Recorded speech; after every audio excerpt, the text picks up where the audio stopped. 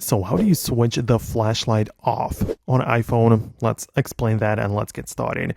If you're new on this channel, most definitely subscribe so you never miss anything important in the future videos as well.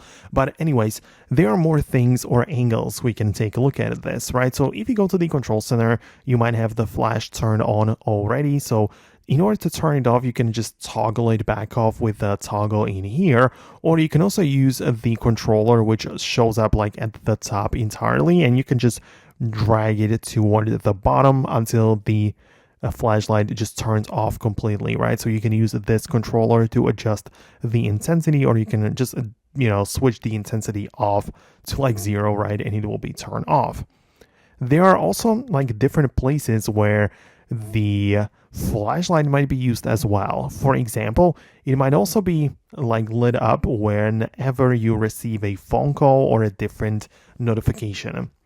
This can be changed in the settings app by going to the accessibility and then going to the audio and visual section.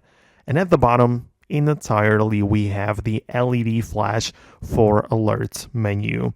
And this lets you control it with these like 3 toggles, and in here you can also turn off or switch off the flashlight for incoming calls and other types of alerts, right? So you also might be interested in that.